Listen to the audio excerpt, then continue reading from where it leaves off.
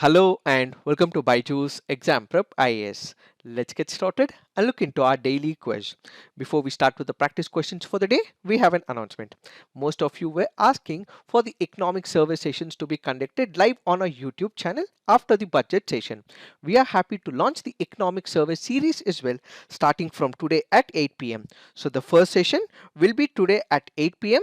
followed by the second session on 17th of Feb. So watch us live on YouTube at 8 p.m. so that you understand all the important concepts from the economic survey. Let's get started and look into the first question. Consider the following statements with respect to President's rule. It can be extended for a maximum period of 5 years with the approval of the Parliament every 6 months. Every resolution approving the proclamation of President's rule or its continuation should be passed by the Parliament by a special majority. It has no effect on fundamental rights of the citizens. Which of the statements given above are correct? The answer to this is 3 only. Why have we taken this practice question? Because this article on the Indian Express makes a reference to Article 356. Let us try and understand what are these statements. When you look into the first statement, it can be extended for a maximum period of 5 years with the approval of Parliament every 6 months. This statement is wrong. Why? That is because it is not 5 years but instead it is 3 years. So the first statement is wrong. When you look into the second statement, every resolution approving the proclamation of President's rule or its continuation should be passed by the Parliament by a special majority. No, this is not special majority, but instead it is simple majority. And finally, yes, when President's rule is imposed, it will have no effect on the fundamental rights of the citizens. Now the question is, what is this President's rule? In India, what we have is a federal structure. The federal structure will have the union government at the central level. We will also have the state government at the state level. We have the clear-cut federal structure that is mentioned in the 7th schedule as well. We also have the subject matter, the entry items where the state government will be able to execute certain subject matters, and at the same time we have the union government which will be able to execute some of the subjects in the union list and the concurrent list. What if this federal structure becomes the unitary structure? That is where we have one of the aspects called as the President's rule. What happens in the President's rule? The state government would be suspended, and as a result the central government and the Parliament would be able to execute the parameters, the subject matters of the state list. So this President's rule generally gets applied when the state government is not working in line with the Constitution. So if it is breaching the Constitution, it is not working within the ethos of the constitutional paradigm. In that case, the governor may send a report to the president, and even without the report of the governor, the president would be able to impose President's rule if the state government is not working in line with the constitution of the country. There is one aspect. The other aspect is the central government has issued a directive to the state government that, dear state government, you have to follow these procedures, and it has issued a directive. What if the state government does not follow it? Even in that case, the president would be able to impose the President's rule in a state, which is called as the President's rule under Article 356 of the Indian Constitution. So what are the differences between Article 352 and Article 356? When it comes to Article 352, it can be proclaimed only when the security of India or a part of it is threatened.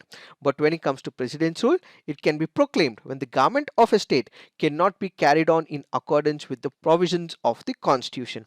During the operation of Article 352, the state executive and legislature continued to function and exercise the power.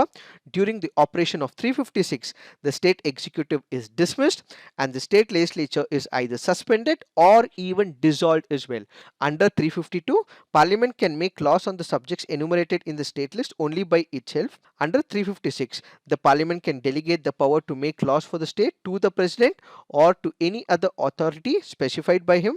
When it comes to 352, there is no maximum period prescribed for its operation, but when it comes to 356, there is a maximum period prescribed for its operation, and that is 3 years. Thereafter, it must come to an end, and the normal constitutional machinery must be restored in the state. So these are some of the major differences. And when it comes to fundamental rights under 352, it affects the fundamental rights of the citizens, which is under 352.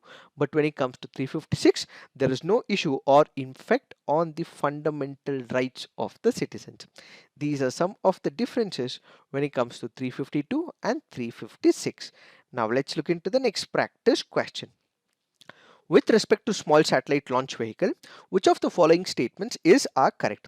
SSLV caters to the launch of up to 500 kg satellites to low Earth orbits on a launch on demand basis. The rocket is configured with 3 solid propulsion stages and a velocity terminal module. Which of the statements are correct? The answer to this is both. Why have we taken this practice question? Because this article on the Indian Express makes a reference to the small satellite launch vehicle. Let us try and understand what is this small satellite launch vehicle. This is a launch vehicle that is developed by ISRO. What exactly happens? It has a payload capacity to deliver 500 kgs to the low Earth orbit. Basically, the launch vehicle uses about 3 solid stages followed by a liquid fuel based velocity trimming module to place the satellites into the orbit.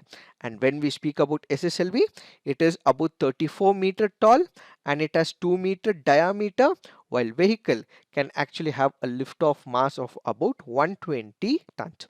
So ISRO's SSLV is capable of carrying satellites weighing less than or equal to 500 kg. The launch vehicle will carry the small satellites into 500 kilometer low Earth orbit. SSLV is ISRO's lightest launch vehicle, weighing around 110 tons to 120 tons. Contrary to PSLV's 70 days time to get integrated, SLV takes only 72 hours, which happens to be an advantage of the small satellite launch vehicle. And the SSLV needs only 6 people to integrate it. SSLV is a 3-stage launch vehicle. It has solid fuel. The vehicle also features both vented and closed interstage. So what are the advantages?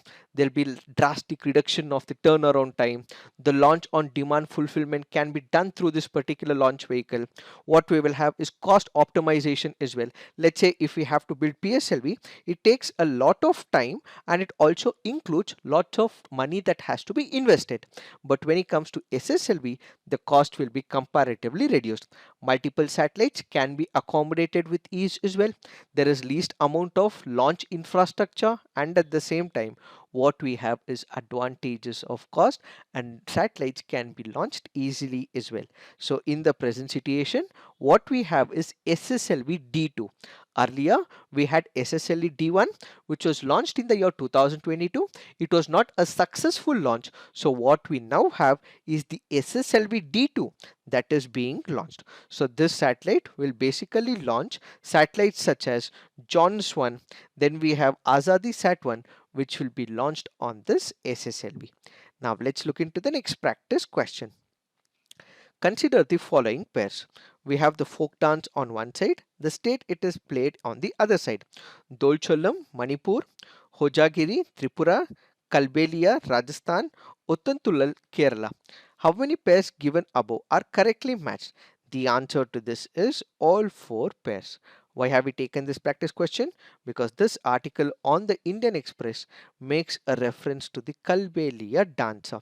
So when we speak about these matches, yes, Dolchalam is from the state of Manipur, Hojagiri is from the state of Tripura, Kalbelia is from the state of Rajasthan, and Othantulal is from the state of Kerala. Now, as we speak about Kalbelia, this happens to be a folk dance from the state of Rajasthan. This is also called a Sapera dance. This is also called a snake charmer dance as well. And Kalbelia dance is particularly performed by a Rajasthani tribe which goes with the same name called as Kalbelia. So remember, the Kalbelia dance is performed by a Rajasthani tribe which goes with the same name, which is Kalbelia tribe. The popularity of this particular dance increased when it was put under Intangible Cultural Heritage of Humanity in the year 2010. And this particular dance also has a traditional musical instrument which is called as pungi.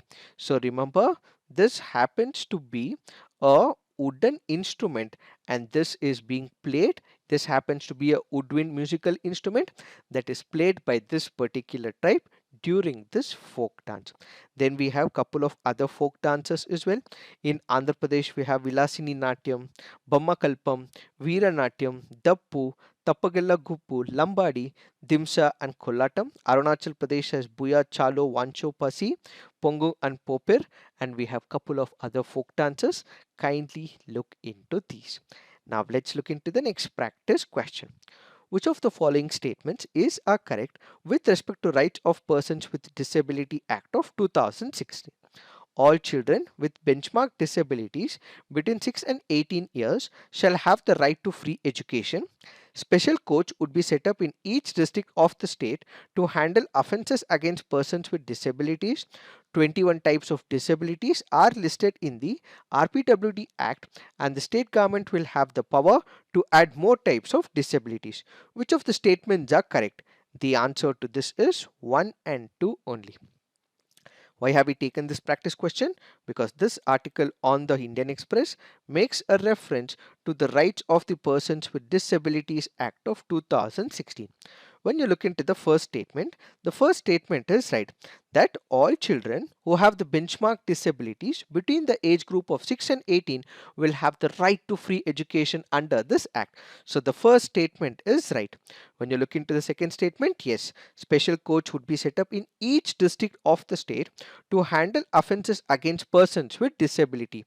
Let's say, for example, if there is a particular person who is violating some of the rights of these disabled people, such people can also be penalized under this particular act. When you look into the third statement, yes, there are 21 types of disabilities which are listed under this particular act. The first part of the statement is right, but it is not the state government which will be able to add, but instead it is the central government which will add these disabled types into this particular list. So as of now, there are about 21 types: blindness, low vision, leprosy acute persons, hearing impairment, locomotor disability, dwarfism, intellectual disability, mental illness, autism spectrum disorder, cerebral palsy, muscular dystrophy, chronic neurological conditions, specific learning disabilities, multiple sclerosis, speech and language disability, thalassemia, hemophilia, sickle cell disease, multiple disabilities including deaf blindness,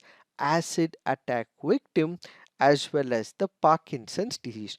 All this fall under this loop of 21 diseases which are covered under this Act of Rights of Persons with Disability Act of 2016. So remember, it is the central government which will be able to add these kind of disabilities, and it is not the state government.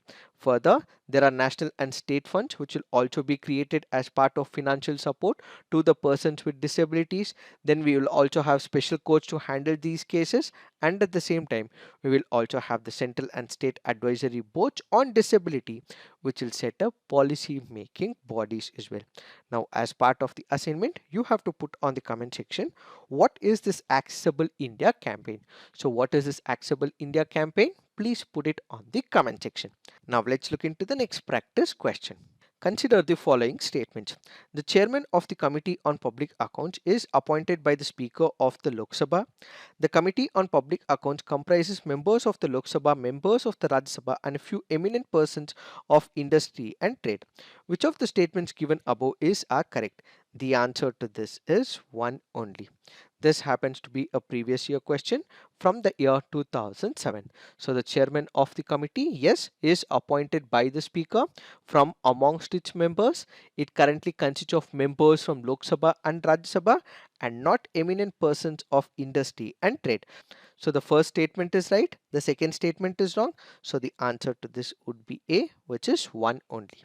Now let's look into the fact of the day. The fact of the day for today's discussion is section 69A of the IT Act. Let us try and understand what is this section all about. First, let's look into the context. The Ministry of Electronics and Information Technology recently issued orders to block 138 online betting platforms and 94 money lending apps on an urgent and emergency basis under Section 69A of the Information Technology Act. So the MeitY, that is nothing but the Ministry of Electronics, took up this particular call and issued an order primarily because they got a recommendation from the Ministry of Home Affairs as they received input from the central agencies that these websites and applications were allegedly linked to China and contain material prejudicial to the sovereignty and integrity of India. Since they got a recommendation from the Ministry of Home Affairs that these applications and websites were not good for the country as they were threatening the sovereignty of the country. It is in this particular backdrop we have to understand what are these apps which were banned. We will also have to understand what is this Section 69A of the IT Act. Why were these applications banned? When you look at the last few months and even 1 year as well, what was happening? There were few applications that were out in the market. What were these applications? These applications were giving money to the people, and when the people were not able to pay back the money for this application, these people from the application used to call up those people and ultimately threaten them as well. They used abusive language as well. This led to number of people even committing suicides. So this basically meant these applications were threatening people. So in order to bring them under the loop, one, these applications have been removed. Added to it, these applications also have their origination from China. They have a link to China, so they are kept under check as they were indirectly harming the sovereignty and integrity of the country. So money was being paid to people. When people were not able to pay back, there were extortion tactics that were used. There were high interest rates that was imposed on these people. Unable to pay back, people have committed suicides, and at the same time they are linked to the Chinese applications, and as a result they are brought under the banning applications. Now the question is, what is this Section 69A which the Ministry of Electronics has used?